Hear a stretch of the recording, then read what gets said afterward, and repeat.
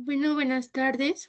En un minuto vamos a iniciar con la asesoría, em, en lo que esperamos en que más personas se unan y ya.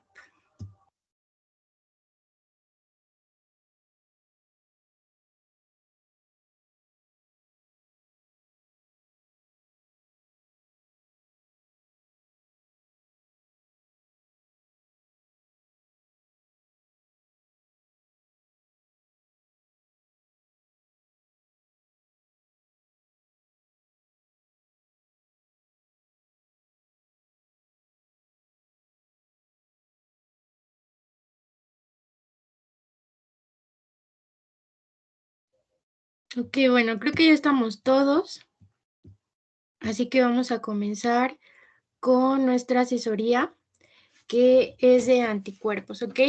Entonces, pues ya saben que si van teniendo alguna duda, pueden lanzar su manita o quieren que repita algo, con mucho gusto. Igual si escuchan que me empiezo a trabar o algo así, me dicen para que pueda pues solucionar pues estos problemas. Ya se puede ver mi pantalla, ¿verdad? Sí, ya se ve. Ok, va. Muchas gracias. Bueno, vamos a comenzar definiendo qué son los anticuerpos. Los anticuerpos son proteínas que van a ser producidas por los vertebrados y que se van a encontrar circulando en la sangre y se van a producir en respuesta a la exposición a moléculas extrañas que vamos a denominar como antígenos. En otras literaturas también lo pueden encontrar como glucoproteínas. Entonces, ambos términos son válidos. Bueno, los anticuerpos se caracterizan porque van a ser altamente diversos y van a ser muy específicos, precisamente para poder reconocer esta gran diversidad de antígenos. Los anticuerpos van a ser sintetizados por los linfocitos B, pero es importante recalcar que un linfocito B debe diferenciarse a una célula plasmática para poder convertirse en una célula productora de anticuerpos.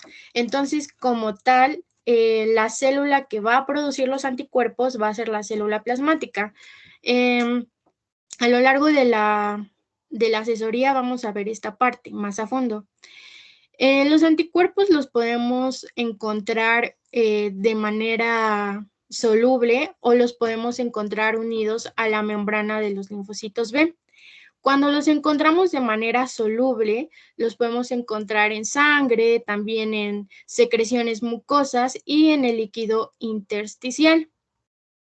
Los anticuerpos forman parte de la respuesta humoral. Si bien recordamos, la respuesta inmune adaptativa se va a dividir en celular, que es mediada por linfocitos T, y en respuesta adaptativa de tipo humoral, que va a ser mediada por linfocitos de tipo B. Y estos linfocitos B van a ser los que van a producir los anticuerpos y como tal los anticuerpos van a tener un papel muy importante en la respuesta de tipo humoral. Y bueno, los anticuerpos van a ejercer muchísimos mecanismos, muchísimas actividades biológicas por las cuales van a ayudarnos a defendernos de diversos microorganismos, agentes patógenos, de cualquier agresión. Y estos mecanismos van a ser la neutralización, la opsonización, la fijación del complemento y la citotoxicidad mediada por células. A continuación, voy a explicar cada una de estas funciones efectoras de los anticuerpos. Ok, vean, en esta imagen vemos un anticuerpo que tiene sus dos fracciones, una fracción de unión al antígeno y una fracción que vamos a denominar FC. Es como si tuviera sus bracitos y su colita. Y bueno, resulta que este anticuerpo puede hacer muchísimas funciones, entre las cuales tenemos la de neutralización.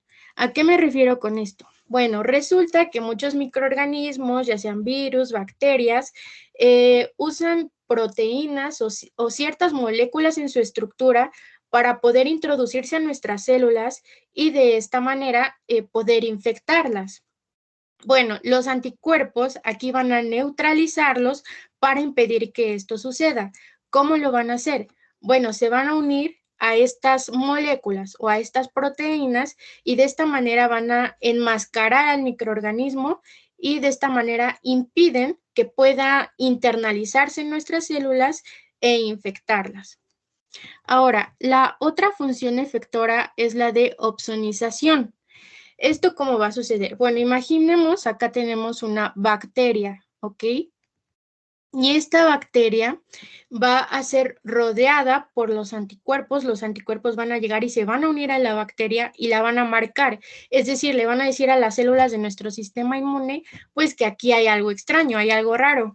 Entonces, llegan principalmente células fagocíticas, principalmente imaginemos un macrófago, y este macrófago va a tener receptores especiales para el anticuerpo. Entonces ya llega mi macrófago, se une a mi anticuerpo y es de esta manera que van a facilitar que mi macrófago pueda fagocitar y de esta manera se elimina pues el agente patógeno. Ahora, otra de las funciones efectoras es la fijación del complemento. Por si no lo han visto en teoría, básicamente el sistema de complemento va a ser un conjunto de proteínas que van a actuar al mismo tiempo para producir poros en la membrana de células infectadas, de microorganismos, y al producir estos poros, pues van a favorecer a que haya una lisis de estas células. Entonces, lo que van a hacer, aquí por ejemplo en la imagen, tenemos una célula tumoral. Esta célula tumoral va a ser identificada y reconocida por los anticuerpos y como vemos la están rodeando. Entonces, estos anticuerpos van a interactuar con las proteínas del complemento, que son estas que vemos aquí. Y cuando interactúan van a favorecer a la formación del complejo de ataque a la membrana, que es básicamente este conjunto de proteínas que forman el poro y de esta manera facilitan a que haya una lisis celular. Y ya por último tenemos a la citotoxicidad mediada por células. Aquí igualmente vemos una célula que hagamos de cuenta que le infectó un virus, ¿no? Entonces, el anticuerpo se va a dar cuenta de esto, mejor dicho, los anticuerpos van a llegar, van a unirse, van a rodear a esta célula y van a comunicarse con otras células, como pueden ser las células natural killer. Especialmente las natural killer tienen receptores para estos anticuerpos. Entonces ya llegan y se unen al anticuerpo y comienzan una cascada de señalizaciones que van a inducir a que esta célula se vaya a apoptosis, es decir, que muera. Y es de esta manera como los anticuerpos ayudan en la inmunidad humoral para poder combatir infecciones, agresiones, etc. Ok, bueno. Resulta que cuando nosotros queremos separar a nuestras proteínas, las proteínas plasmáticas por medio de electroforesis, vamos a encontrar principalmente dos tipos de proteínas. Vamos a tener el grupo de la albúmina, que como tal la albúmina va a ser la proteína más abundante en el plasma, y vamos a tener a las globulinas. Las globulinas se van a caracterizar porque van a haber como subgrupos, o mejor dicho, bandas, en las cuales se van a repartir. Tenemos, por ejemplo, la banda alfa, la banda beta y la banda gamma. Y resulta que en un principio notaron que la mayoría de los anticuerpos o de globulinas se iban a la banda gamma y se pensaba que todos los anticuerpos eran gamma globulinas, pero no es así. También existe un porcentaje pequeño de anticuerpos que se pueden ir a la banda alfa o a la banda beta. Y pues esto es importante de aclarar para conocer que no todos los anticuerpos pertenecen a las gamma globulinas.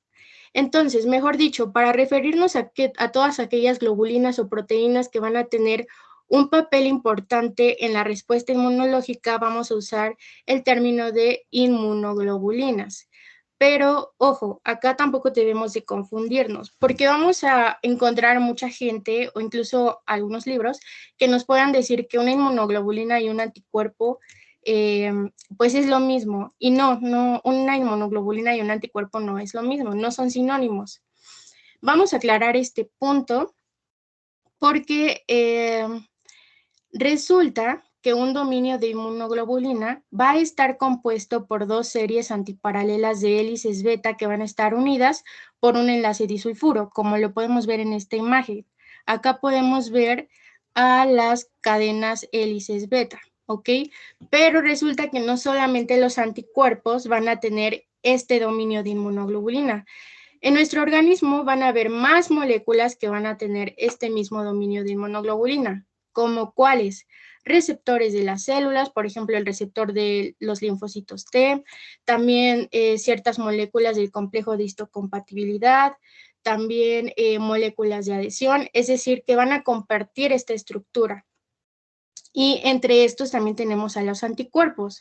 Por lo tanto, no todos los anticuerpos son inmunoglobulinas, precisamente porque tienen este dominio, pero no todas las inmunoglobulinas van a ser anticuerpos, ¿ok? Bueno, una vez que ya aclaramos esto, a ver rápido, voy a ver si no hay ninguna duda. Bueno, me parece que no. Vamos a hablar sobre la estructura de los anticuerpos.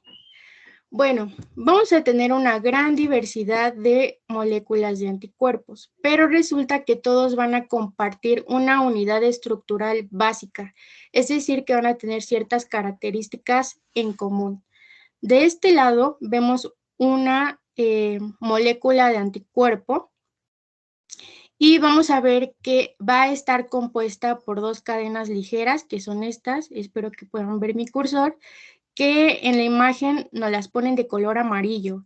Estas cadenas ligeras las vamos a identificar con la letra L, por light o ligero, precisamente por su peso molecular, que es de 22 kilodaltons. Pero también va a constar de dos cadenas pesadas, que son estas que vemos en el dibujo de color verde, ¿ok? Y las cadenas pesadas las vamos a reconocer con la letra H. Se le reconoce con la letra H por heavy o pesado, y es precisamente por su peso molecular, ya son más pesadas, de aproximadamente 50 a 70 kilodaltons. Otra zona importante en la estructura de un anticuerpo es su región bisagra, que es esta que podemos ver aquí. ¿Qué es la región bisagra? O también la pueden encontrar con el nombre de Gosne. La bisagra va a ser una zona rica en prolina. La prolina es un aminoácido y esta región le va a conferir movilidad, le va a conferir flexibilidad a mi molécula de anticuerpo para que pueda formar diferentes ángulos y pueda alcanzar a los antígenos. Entonces, podríamos decir que va a estar funcionando como la bisagra de una puerta, ¿no? Que permite que se abra y que se cierre. Por ejemplo, veamos esta imagen de acá, donde tenemos dos antígenos que están muy separados entre sí. Entonces, la región bisagra hace posible que el anticuerpo se pueda abrir para alcanzar los dos antígenos. O lo que pasa en esta imagen de acá, donde los dos antígenos están como muy juntitos entre sí.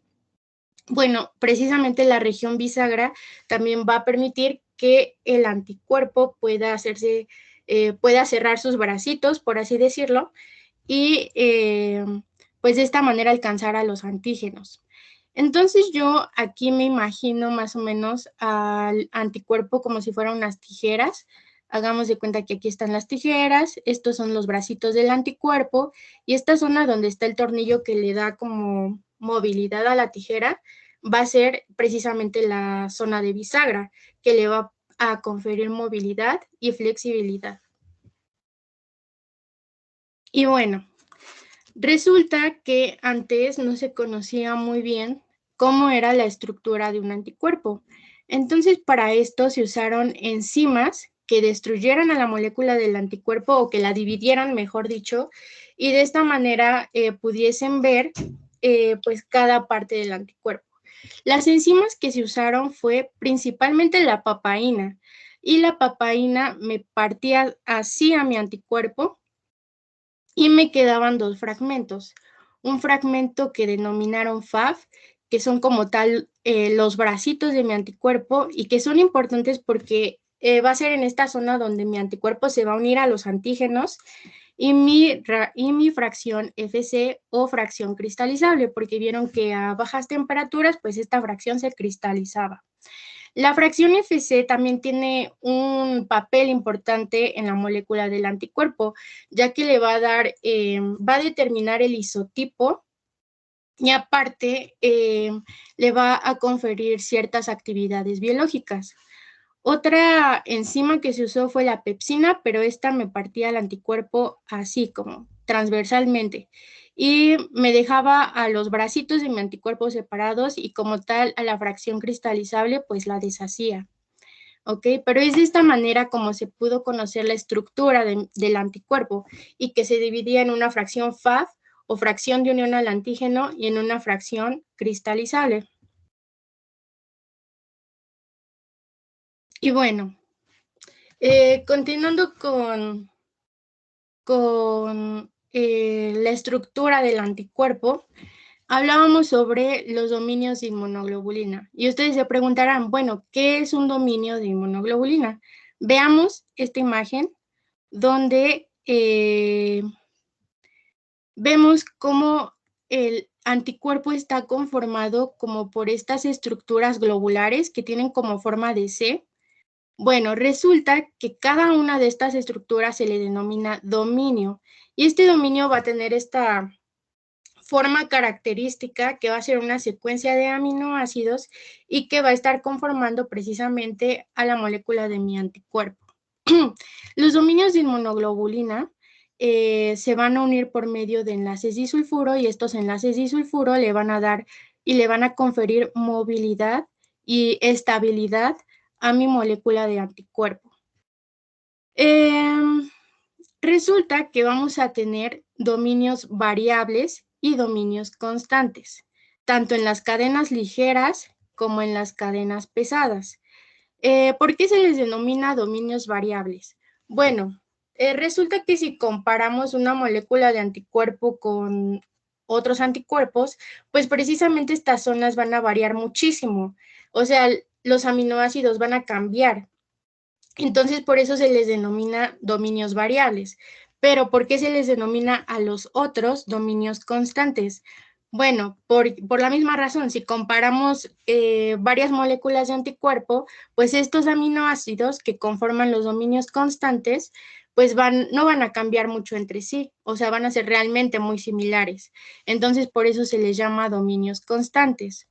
Entonces, veamos, aquí están en los extremos de los brazos del anticuerpo los dominios variables que van a cambiar muchísimo en su secuencia de aminoácidos. Y aquí tenemos a los dominios constantes, tanto de la cadena ligera, aquí está el dominio constante de la cadena ligera, y aquí tenemos 1, 2, 3 dominios constantes de la cadena pesada. Y también tenemos algunos anticuerpos que pueden tener hasta 4 dominios constantes. Otra cosa importante que debemos señalar aquí es que vamos a tener un extremo amino terminal, que va a ser este que vemos aquí, y un extremo carboxilo terminal, que va a ser este de aquí. ¿Ok? Y bueno, resulta que cada dominio constante va a tener una función pues específica, o sea, le va a dar una actividad biológica al anticuerpo. Aquí vemos una molécula de anticuerpo, vemos los dominios variables, vemos los dominios constantes y, por ejemplo, tenemos que el dominio constante CH2 va a funcionar muy bien en la activación del complemento. Es decir, que esta parte se va a unir a las proteínas del complemento y pues van a formar este poro y van a poder facilitar pues la lisis celular. Y aquí tenemos este dominio constante que es CH3. Bueno, este dominio va a funcionar muy bien en la opsonización. ¿A qué me refiero con esto? Que una vez que mi anticuerpo se una a algún antígeno, esta zona del dominio CH3 pues va a poder unirse a otras células, principalmente fagocíticas, como por ejemplo los macrófagos, y va a facilitar la opsonización precisamente de este antígeno. ¿Ok? Y bueno, estábamos hablando sobre las regiones variables, que si comparábamos varias moléculas de anticuerpo, íbamos a ver que precisamente esta secuencia de aminoácidos iban a variar muchísimo entre sí. Pero resulta que dentro de estas regiones variables que se van a encontrar en los extremos de los brazos de mi anticuerpo, van a haber regiones que van a ser mucho más variables. Por lo tanto, las vamos a denominar como regiones hipervariables. O también las podemos encontrar con el nombre de regiones determinantes de la complementariedad. Estas van a ser como deditos, así como vemos aquí en la imagen, que son estos que parecen como deditos, y van a ser importantes porque van a ser precisamente esta zona donde se va a unir al antígeno.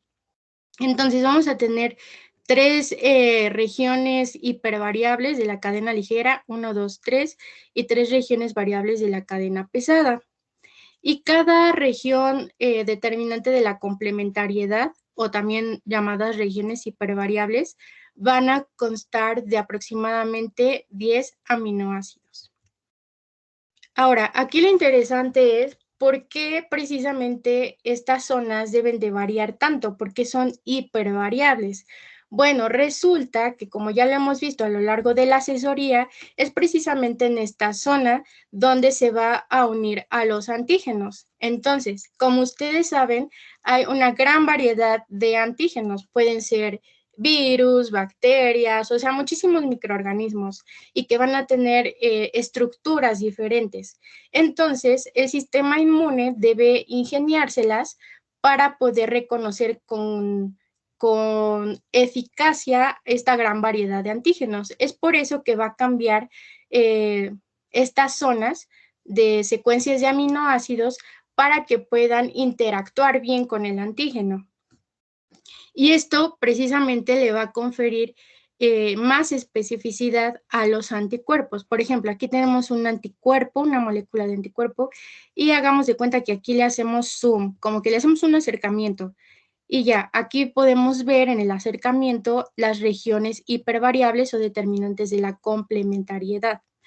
También, debido a que precisamente esta zona va a ser el sitio de unión, lo podemos encontrar con el nombre de parátopo. Ahora, de lo mismo que estaba hablando anteriormente, ¿por qué van a ser tan específicos los anticuerpos? Precisamente porque tienen que modificar esta zona hipervariable, tienen que ser diversos para que puedan coincidir o puedan interactuar con los diferentes antígenos que existen, ¿no? Imagínenselo como si fuera una llave, porque como bien sabemos, no todas las llaves van a abrir una misma cerradura, tienen que encajar con un patrón. Entonces lo mismo sucede con el anticuerpo y el antígeno, deben de encajar para que pues la respuesta inmune pueda ser más eficaz.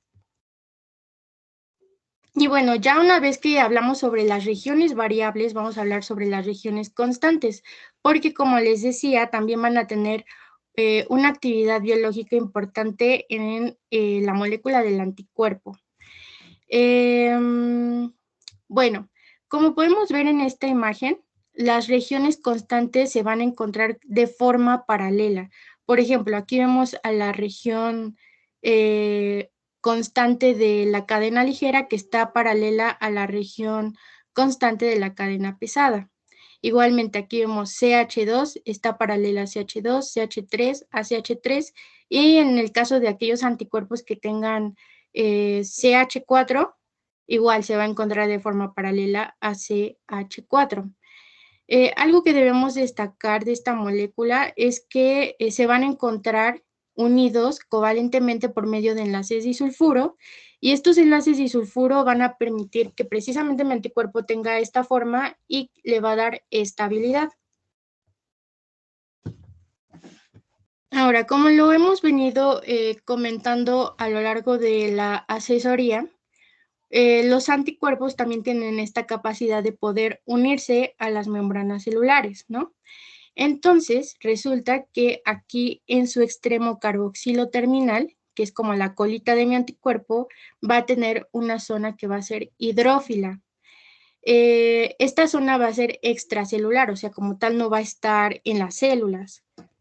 Pero vamos a tener después un segmento que va a ser hidrófobo, que va a ser como tal transmembranal y que va a permitir que mi anticuerpo pueda, pues, como unirse a la membrana celular de las distintas células. Y nuevamente tenemos una cola citoplasmática que va a ser intracelular y nuevamente va a ser hidrófila, ¿ok?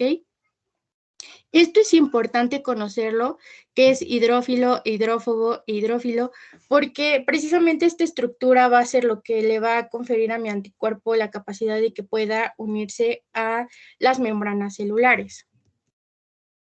Bueno, resulta que dentro de los anticuerpos, pues tenemos una gran diversidad. Entonces, van a haber ciertas características que me van a explicar por qué tenemos una gran diversidad de anticuerpos. Estas características van a ser el isotipo, el halotipo y el idiotipo. Vamos a ver cada una de ellas. Comenzando por el isotipo. ¿A qué me refiero con isotipo? Van a ser aquellas determinantes de la región constante que van a definirme la clase y la subclase de cada cadena pesada. Aquí vemos una cadena pesada de un anticuerpo. Y bueno, resulta que dependiendo de cómo sea la secuencia de aminoácidos, me va a formar distintos tipos de cadenas. Por ejemplo, si me forma una cadena gamma, me va a dar una inmunoglobulina G. Si me forma una cadena alfa, me va a dar una inmunoglobulina A. Si me forma una cadena mu, me forma una inmunoglobulina M. Si me forma una cadena delta, me va a dar una inmunoglobulina D, y si me forma una cadena epsilon, me va a dar una inmunoglobulina de tipo E. Entonces, como tal, el isotipo me va a dar la clase de anticuerpo, pero resulta que dentro de estas van a haber subclases solamente de las inmunoglobulinas A y de las inmunoglobulinas G. Las subclases de la inmunoglobulina A va a ser la IgA1 y la IgA2. Y en el caso de la inmunoglobulina G, vamos a tener 4 subclases que van a ser la IgG1, la 2, la 3 y la 4. Para que ustedes puedan recordar mejor las clases o los diferentes isotipos de los anticuerpos, aquí tenemos una mnemotecnia que es GAMDE. Que pues es G por la inmunoglobulina G, la A, la M, la D y la E. Y bueno, resulta que no solamente el isotipo va a estar afectando a mis cadenas pesadas, sino también a mis cadenas ligeras. Dentro de las cadenas ligeras vamos a tener dos tipos de cadenas ligeras. Puede ser una cadena de tipo kappa o una cadena de tipo lambda. Como tal, estas no van a tener como mucha diferencia, pero es importante conocerlo. Cada molécula de anticuerpo va a tener o dos cadenas kappa o dos cadenas lambda. Las cadenas kappa van a estar codificadas en el cromosoma 2. En cambio, las cadenas ligeras de tipo lambda van a estar codificadas en el cromosoma 22. Aproximadamente el 60% de nuestros anticuerpos van a tener cadenas ligeras de tipo kappa. Y ya, pues el 40% restante van a ser cadenas ligeras de tipo lambda, ¿ok? Y bueno, una vez que ya vimos qué es lo del isotipo, vamos a continuar ahora hablando sobre qué es el halotipo. El halotipo me va a hacer referencia a los diferentes polimorfismos que se van a encontrar presentes en individuos de la misma especie. ¿A qué me refiero con esto? Bueno, existen ciertos cambios en diferentes anticuerpos que van a estar determinados genéticamente, es decir, que va a depender de cada persona. Y esa genética le va a dar pues esta característica única a mi anticuerpo. ¿A qué me refiero con esto? Vamos a poner un ejemplo. Hagamos de cuenta que mi inmunoglobulina G1 no va a ser la misma inmunoglobulina G1 que la de Eric, no va a ser la misma inmunoglobulina G1 que la de José, o sea, van a ser diferentes, precisamente porque somos diferentes personas, ¿ok? Aunque estemos hablando del mismo, de la misma clase y de la misma subclase.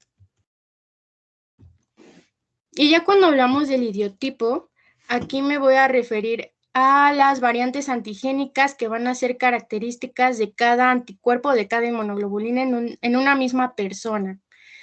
Si recordamos, hablábamos de las regiones que van a ser muy variables y que estas van a ser muy variables precisamente para poder reconocer muchos antígenos. Bueno, precisamente esto va a ser lo que me va a determinar el idiotipo. Hagamos de cuenta que yo produzco inmunoglobulina de tipo G, muchos anticuerpos de este isotipo, pero no van a ir dirigidos hacia el mismo antígeno. Esta inmunoglobulina G puede ir dirigida hacia un virus, esta otra hacia una bacteria, o sea, precisamente por estas regiones que van a ser muy variables, es que aunque sean de la misma clase, no van a ir dirigidas hacia el mismo antígeno, ¿ok? Y bueno, antes de pasar a hablar sobre cada clase o cada isotipo de los anticuerpos, vamos a hablar un poco sobre la maduración de los linfocitos B y cómo es que se diferencian las células plasmáticas. Bueno, resulta que los linfocitos B van a producirse, van a crecer y van a madurar en la médula ósea. Entonces ya, una vez que mi linfocito B ya creció, maduró, adquirió todas sus capacidades, ya es un linfocito B adulto, pero es virgen, porque va a ir en busca de su antígeno. Entonces va a salir a circulación y va a ir a órganos linfoides secundarios, principalmente ganglios linfáticos. En los ganglios linfáticos van a ocurrir estas respuestas antígeno-anticuerpo. Entonces ahí es donde se va a dirigir el linfocito B. Pero este linfocito B va a tener en su membrana, en su superficie, un receptor que vamos a encontrar con el nombre de BCR, que es el receptor de linfocitos B. Esta va a ser principalmente una inmunoglobulina de tipo M o de tipo D. Y este receptor va a estar funcionando como una antenita que le va a avisar a mi linfocito B cuando haya encontrado a su antígeno. Entonces vamos a ver qué sucede dentro del ganglio linfático. Mi linfocito B va a dirigirse hacia el ganglio linfático con la ayuda de esta quimiosina, que es la CXCL13. Esta va a darle instrucciones a mi linfocito B hacia dónde dirigirse. Entonces ya llega mi linfocito B maduro y virgen y va a estar buscando un antígeno. Y aquí vamos a ver la participación de células presentadoras de antígenos, que van a ser así como los amigos que te presentan a X persona, así van a funcionar. Principalmente tenemos a las células dendríticas foliculares, que van a llegar y le van a decir, oye, te presento este antígeno a mi linfocito B. Y ya, sucede que una vez que el linfocito B hace esta interacción con el antígeno, pues su receptor le va a mandar señales para que comience a realizar ciertos cambios. Entonces, lo primero que va a hacer mi linfocito B es proliferar, ¿ok? Van a haber más linfocitos B.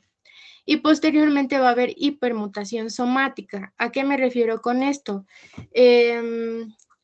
Va a haber una serie de cambios o de mutaciones que van a hacer que mis linfocitos B sean más diversos, más específicos y que perfeccionen su afinidad, es decir, con cuánta intensidad interactúan con el antígeno y de esta manera pueden cambiar su clase de inmunoglobulinas, ¿ok?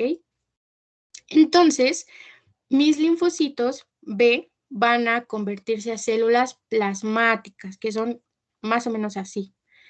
Se van a convertir por la acción de dos citocinas, que van a ser la interleucina 2 y la interleucina 10. Y como vemos, la célula plasmática pues va a ser incluso morfológicamente diferente. Va a ser como más alargadita, tiene un citoplasma más grande, un retículo endoplásmico más grande, precisamente para que pueda producir proteínas. ¿Qué proteínas? Pues los anticuerpos. Y es así como el linfocito B básicamente recorre este camino para poder convertirse en una célula plasmática capaz de producir anticuerpos, ¿va? Una pregunta de la anterior. Lo de CXL13, ¿me puede repetir qué era? Es que va al ganglio linfático y pues ahí me quedó la duda. Ok. CXL13 es una quimiosina. Las quimiosinas son proteínas que se encargan como de darle instrucciones a las células. En el caso de las quimiosinas específicamente, estas quimio funcionan como quimioatrayentes, o sea, como que les indican a las células hacia dónde irse, hacia dónde dirigirse. Entonces, precisamente esta proteína le va a indicar a mi linfocito B que aquí está el ganglio linfático y que acá tiene que venirse porque acá va a encontrarse con su antígeno. Entonces, esa es la función de esta quimiosina, que es la CXL13. Espero haber resuelto tu duda.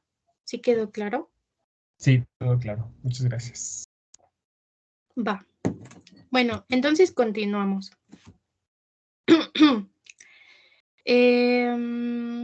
Bueno, vamos a hablar sobre los diferentes isotipos de anticuerpos, ¿va? Recordando que tenemos una inmunoglobulina G, inmunoglobulina A, inmunoglobulina M, D y E, ¿va? Pero resulta que no las vamos a encontrar a todas de forma monomérica. ¿A qué me refiero con monomérica? O sea, que nada más van a estar conformadas por una sola molécula de anticuerpo. Algunas las podemos encontrar de forma dimérica, es decir, por 2 moléculas de anticuerpo, o pentamérica, es decir, por 5 moléculas de anticuerpo. Las que vamos a encontrar de forma monomérica van a ser principalmente la inmunoglobulina G, la inmunoglobulina E y la inmunoglobulina D. Estas se van a encontrar formadas por una sola molécula de anticuerpo. La que vamos a encontrar de forma dimérica, es decir, conformada por 2 moléculas de anticuerpo, va a ser la inmunoglobulina A. Y la que vamos a encontrar comúnmente de forma pentamérica, es decir, por 1, 2, 3, 4, 5 moléculas de anticuerpo, va a ser la inmunoglobulina M. Y esta va a ser su conformación biológicamente activa, es decir, como normalmente van a ejercer sus funciones. Ahora, si bien recuerdan, al principio les comentaba que van a haber ciertas inmunoglobulinas que van a tener hasta 4 dominios. Bueno, aquí tenemos cuáles van a ser. Va a ser la inmunoglobulina E, esta va a tener 4 dominios, al igual que la inmunoglobulina M, esta también va a tener 4 dominios. Las demás solamente tienen 3 dominios, ¿va? Bueno, aquí tenemos en esta imagen de por aquí, cómo se encuentran las inmunoglobulinas biológicamente activas. Aquí tenemos a la IgG, a la IgE y a la IgD de forma monomérica. Y aquí tenemos a la inmunoglobulina M de forma pentamérica. Pero aquí la pregunta sería, bueno, ¿y cómo se van a unir? Bueno, tenemos algo que se conoce como molécula J eh, o pieza de unión. Se le llama molécula J por joining, que significa unir, y va a estar uniendo a mis moléculas de anticuerpo por sus colitas, por así decirlo, por sus fracciones cristalizables. Y los bracitos de los anticuerpos van a quedar viendo hacia afuera para que puedan, pues, interactuar con el antígeno. Lo mismo va a ocurrir con la inmunoglobulina A. Aquí en el centro vemos a la molécula J, que va a ser la de unión, que me va a estar uniendo a mis moléculas de anticuerpo por sus colitas o por sus fracciones cristalizables, ¿va? Bueno, en esta tabla vemos todos los isotipos de anticuerpos, vemos sus concentraciones, su vida en suero y sus principales funciones, pero quiero que nos enfoquemos en su concentración, ¿va? La que se encuentra en mayor concentración va a ser la inmunoglobulina G. De ahí le sigue la inmunoglobulina A. De ahí la inmunoglobulina M, de ahí la inmunoglobulina D, y por último, la que tenemos en menor concentración va a ser la inmunoglobulina E. Ahora sí voy a pasar a hablar sobre cada isotipo.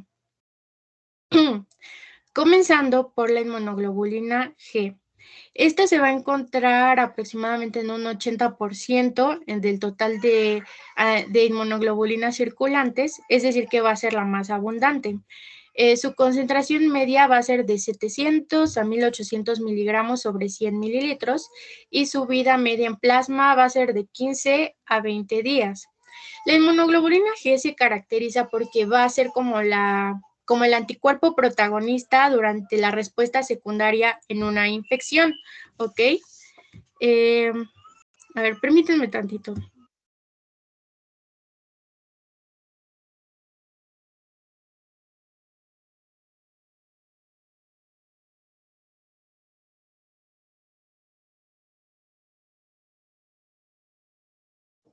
Ya, ok, vamos a continuar.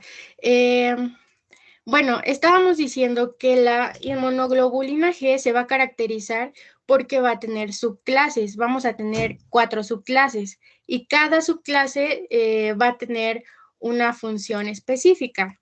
Por ejemplo, la inmunoglobulina G1 y la inmunoglobulina G3 van a funcionar muy bien como opsoninas, es decir, que van a tener esta característica de poder reconocer antígenos y después poder unirse a células fagocíticas para facilitar precisamente la fagocitosis.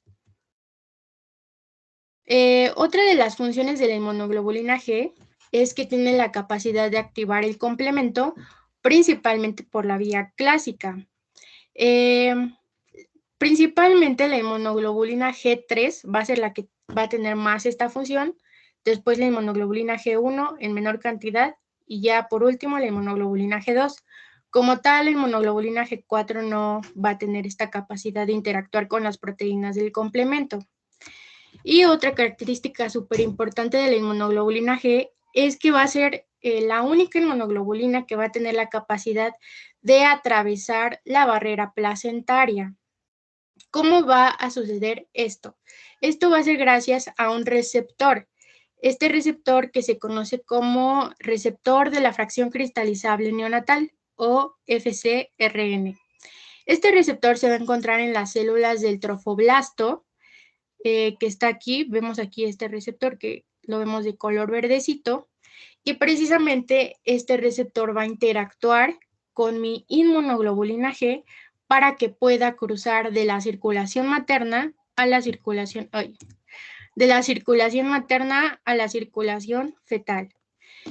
También se caracteriza de que puede ser la única que cruza esta barrera porque es relativamente más pequeña que las otras y tiene un peso molecular más bajo, ¿va?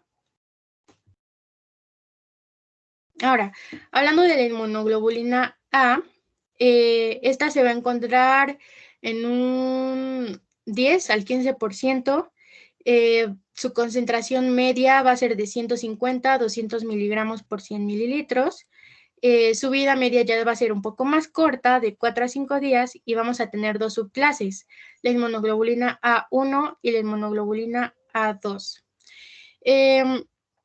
Normalmente en suero vamos a encontrar a la inmunoglobulina A en su subclase como inmunoglobulina A1 y de forma monomérica, pero la inmunoglobulina A se va a caracterizar porque se va a encontrar de manera muy abundante en secreciones seromucosas. Y en las secreciones seromucosas lo vamos a encontrar en su forma como inmunoglobulina A2 y de forma dimérica, así como lo podemos ver en esta imagen, que está unida por la molécula J. La inmunoglobulina A la podemos encontrar en diversas secreciones, como en lágrimas, en saliva, en secreciones del tracto bronquial, del tracto geniturinario, del tracto gastrointestinal, pero en las principales secreciones en las que vamos a encontrar a la inmunoglobulina A va a ser en la leche materna y en el calostro. Es decir, que va a tener un papel importante en la inmunidad pasiva natural. Es decir, la mamá le va a conferir estos anticuerpos al recién nacido a través de la leche materna y estos le van a dar cierta inmunidad por los primeros meses de vida.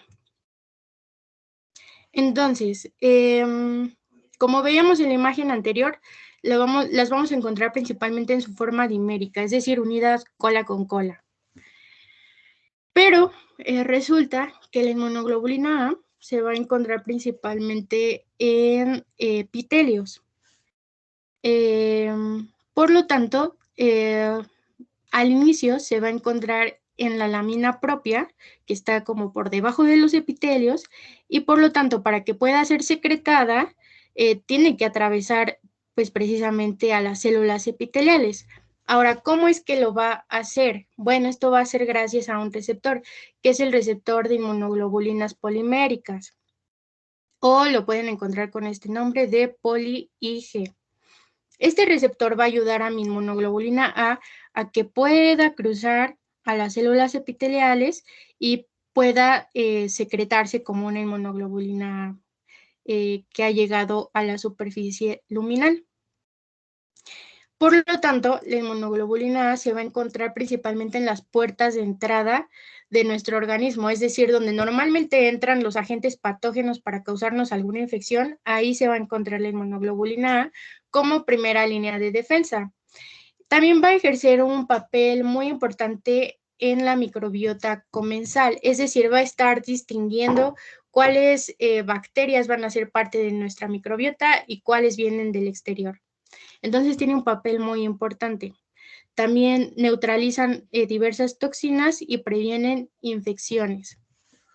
Otra característica importante de la inmunoglobulina A es que va a tener un efecto teflón. Tal vez han escuchado que hay como sartenes que están hechos de teflón precisamente para que la comida no se pegue al sartén. Pues hagan de cuenta que la inmunoglobulina A va a tener una función muy parecida a esto, ya que va a impedir que los microorganismos se peguen principalmente a las mucosas. ¿Cómo va a suceder esto? Bueno, hagamos de cuenta que viene una bacteria que quiere infectarnos. Lo que va a hacer la inmunoglobulina A es rodearla y formar como un tipo de capa de agua. Y esta capa de agua va a ser importante porque si recordamos, en los epitelios vamos a tener mucina. Y la mucina es hidrofóbica, entonces va a comenzar a repeler a estos microorganismos y es así como va a favorecer a que pues estos microorganismos sean eliminados más fácilmente. Entonces es por eso que la inmunoglobulina A tiene un papel muy importante barriendo, como barriendo a estos microorganismos y que pues sean expulsados en estas puertas de entrada. Bueno, ahora hablando de la inmunoglobulina M, esta va a tener una concentración media de 60 a 250 miligramos sobre 100 mililitros. Su vida media va a ser de 4 a 5 días y la vamos a encontrar principalmente formando pentámeros, así como lo vemos en esta imagen, donde tiene sus fracciones cristalizables viendo hacia adentro y sus bracitos o fracciones FAF viendo hacia afuera. Se va a caracterizar por ser la primera inmunoglobulina biológicamente activa, porque va a ser la primera que va a sintetizar el neonato por sí mismo. También va a ser el anticuerpo protagonista en una respuesta primaria hacia una infección, es decir, va a ser la primera que se va a elevar. También se va a caracterizar porque van a interactuar muy bien con las proteínas del sistema del complemento y porque va a funcionar muy bien como aglutinina. ¿A qué me refiero con esto? Bueno, gracias a su forma pentamérica, pues tiene muchos sitios de unión, como lo podemos ver. Entonces puede interactuar con moléculas pequeñas y puede formar pues estas agrupaciones que vamos a denominar como aglutinación. Esto lo vamos a ver un poquito mejor en nuestra práctica de grupos sanguíneos, pero mientras, pues tomen en cuenta que la inmunoglobulina M es muy buena aglutinina.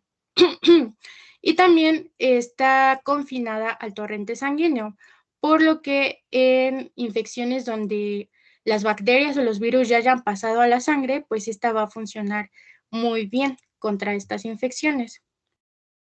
Ahora, en cuanto a la inmunoglobulina D, Esta se va a caracterizar por ya estar en menor concentración, de 3 miligramos sobre 100 mililitros, y tiene una vida media pues corta, de 3 días. Esto es precisamente porque va a tener una región bisagra que va a ser muy amplia. Si recordamos, la región bisagra, que va a ser la que le va a conferir flexibilidad a mi anticuerpo, pues va a estar muy propensa a romperse. Entonces, por eso precisamente es que la inmunoglobulina D va a tener tan pocos días de vida. Antes no se sabía muy bien cuál era el papel fisiológico de la inmunoglobulina D, o sea, se pensaba que no era realmente muy importante, pero ahora ya se sabe que tiene la capacidad de unirse a proteínas de ciertas bacterias como pueden ser Moraxella catarrhalis y Haemophilus influenzae, por lo que cuando una persona se enferma de estas o tiene una infección por estas bacterias, pues vamos a encontrar niveles elevados de inmunoglobulina D. Otra característica es que va a aparecer como las primeras inmunoglobulinas en la membrana de los linfocitos B maduros vírgenes. Es decir, que va a estar funcionando como esta antenita que hablábamos en la maduración del linfocito B, que le va a avisar a mi linfocito B cuando haya encontrado a su antígeno, junto con la inmunoglobulina M. Y ya por último, vamos a hablar de la inmunoglobulina E. Esta es la que se encuentra en menor cantidad, en aproximadamente 0.01 miligramos sobre 100 mililitros, y su vida media ya es más corta, de solamente 2 días. Esta se caracteriza porque tiene una participación importante en las reacciones de hipersensibilidad inmediata, que también conocemos como alergias, como cuáles, como el asma, rinitis, dermatitis, un choque anafiláctico. Va a ser la inmunoglobulina que más se va a elevar en sus niveles. Pero ¿cómo lo va a hacer? Bueno, hagamos de cuenta que el alérgeno va a ser una molécula de polen. Entonces mi inmunoglobulina E la va a reconocer como algo extraño y algo peligroso, y por lo tanto se va a unir a ciertas células, principalmente mastocitos y basófilos, y va a indicarles que se tienen que degranular, o sea, que tienen que sacar sus gránulos al exterior, y principalmente van a ser gránulos de histamina. Y es así como se van a dar estas respuestas exageradas características de la hipersensibilidad inmediata. Pero también tiene una función biológica importante, que es conferir protección local frente a patógenos grandes como son helmintos. Es decir, que los helmintos pueden librar las primeras barreras de defensa, pero cuando se encuentra con la inmunoglobulina E junto con los mastocitos y basófilos, pues va a avisar de la presencia del helminto a las demás células. Y ya por último, vamos a hablar de los anticuerpos monoclonales. ¿Qué son los anticuerpos monoclonales? Pues al igual que los anticuerpos normales van a ser glucoproteínas, pero estos anticuerpos monoclonales van a ser producidos por una sola célula, y esta célula va a ser híbrida, es decir, va a estar formada por 2 células diferentes, y van a ser diseñados para atacar a un antígeno en concreto. O sea, imaginémonos a los anticuerpos como si fueran soldaditos de un ejército que van a ser entrenados para atacar a un enemigo en específico. Así van a funcionar los anticuerpos monoclonales. Ahora, ¿cómo es que vamos a producir anticuerpos monoclonales? Primero, vamos a fusionar a un linfocito B, que es la célula productora de anticuerpos, con una célula cancerígena. ¿Por qué una célula cancerígena? Porque esta tiene la capacidad de división, y además es muy difícil que estas células mueran, o sea, prácticamente no mueren. Entonces, por eso vamos a usar una célula cancerígena, y voy a formar una célula que voy a denominar como hibridoma, que va a estar formada por un linfocito B y una célula cancerígena. Ahora, ¿cómo lo voy a hacer? Voy a inocular a un animal, principalmente un ratón, con un antígeno en específico, que es el antígeno al que quiero que vayan dirigidos los anticuerpos monoclonales. Entonces, al inocular a mi ratoncito, voy a sembrar, como sembrar en él también a estos hibridomas, que son las células que están compuestas por células normales y por células cancerígenas. Entonces, estos hibridomas me van a comenzar a producir anticuerpos contra el antígeno específico. y debo de seleccionar a los hibridomas que me generen a los mejores anticuerpos, o sea, los más específicos, los más diversos.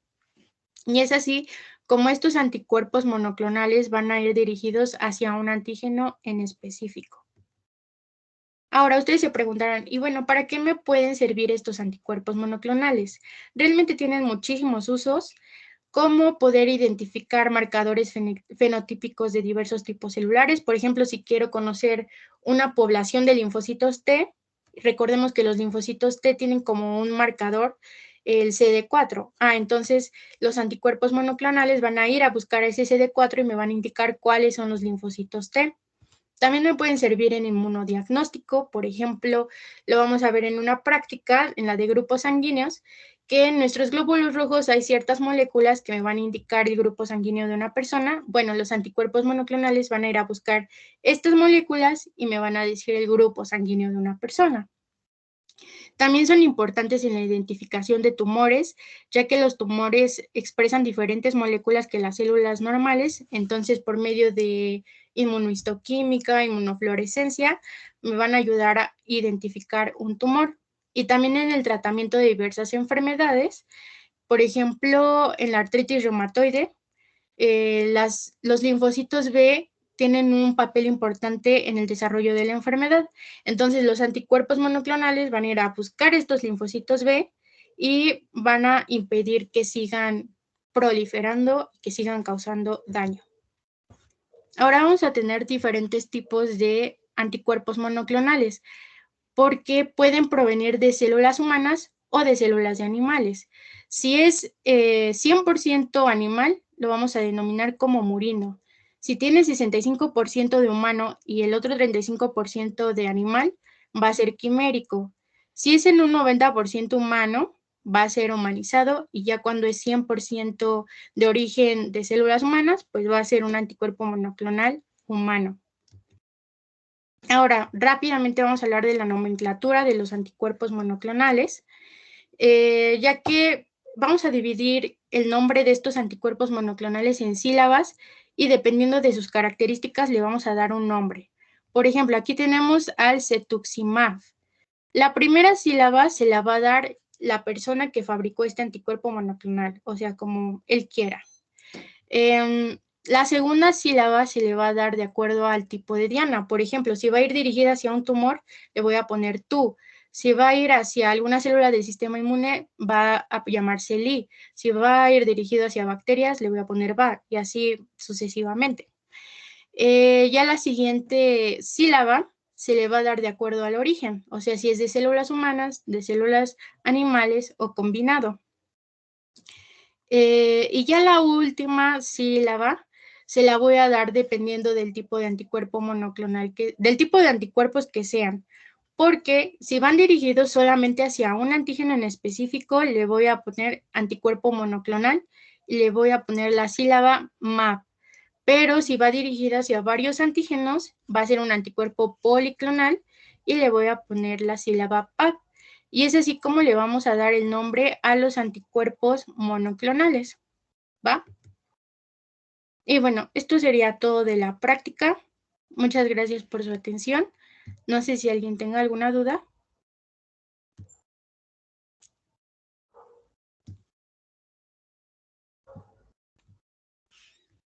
Bueno, si nadie tiene ninguna duda, pues muchas gracias por su asistencia.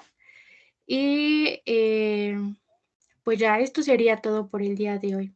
Ya descargamos la lista de asistencia para que puedan tener sus participaciones en el lab. Y ya saben, cualquier duda, pues ya nos pueden preguntar o al correo de Inmuno.